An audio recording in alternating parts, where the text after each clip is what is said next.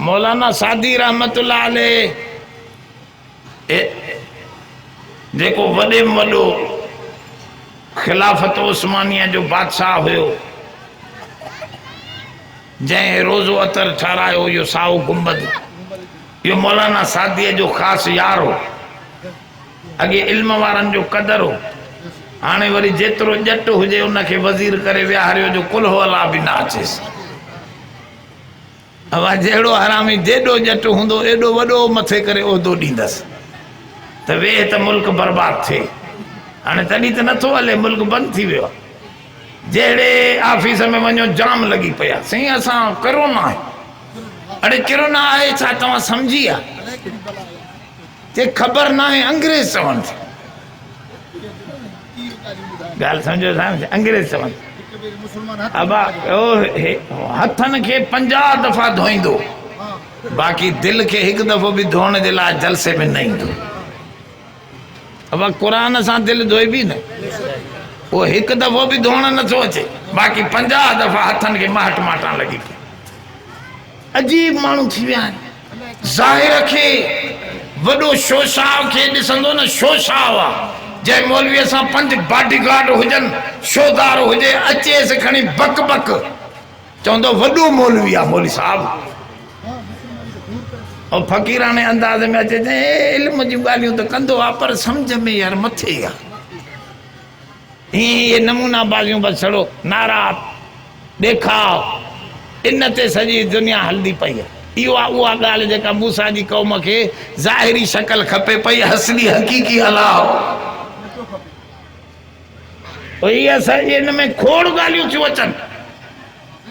हज़रत मौलाना सादी रहमतुल्लाह अलैह बादशाह कई दावत, मौलाना खे बि दावत ई अॻे कार्डन बाडन जो त नमूनो न हो, ज़बानी चवंदा हा।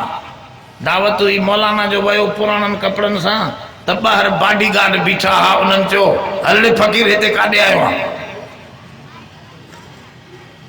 अबा उहे बॉडीगार्ड त ज़ाहिरी शक्ल ॾिसंदा आहिनि न, उहे छा ॾिसंदा? हा इहा आदत वरी कुते जी अथवे। कुतो जेको आहे न फ़क़ीरानो वेस ॾिसे न, पोइ उन ते भौंकंदो ई घणो। अछो कपिड़ो हूंदे न उनजे वेझो घटि ईंदो। हे बॉडीगार्डनि खे वरी अहिड़ो हूंदो आहे कुते वारो वेस। सम्झेसि, ॾिठो मौलाना सादीअ खे सादो, मौलाना हेॾे न वञ अंदरि। मौलाना सम्झी वियो त हे मूंखे सुञाणनि कोन था चंद्रा, कपिड़ा मुंहिंजा सादा आहिनि। हिकिड़े दोस्त ॾे वियो, चयईंसि यार तूं वॾो माण्हू आहे, वज़ीर आहे, मूंखे पंहिंजो अॼु जोड़ो त ॾे। चयईंसि जोड़ो छा, 2 जोड़ा तव्हांखे मुफ़्त में थो ॾियां, वञी पायो। उहो त हुनजो दोस्त हो। बहितरीन जोड़ो पाए, ख़ुशबू लॻाए, वरी जो सिंगर जी आयो घोड़े ते चढ़ी, जीअं जो पहुतो त सभिनी सलूट कयो, साईं अचो अचो, तव्हां सॼे सिफ़नि मां अॻु में वियो। मौलाना चयो हिननि ज़ाहिर परस्तनि खे थोरो मोचड़ा खारायां बादशाह।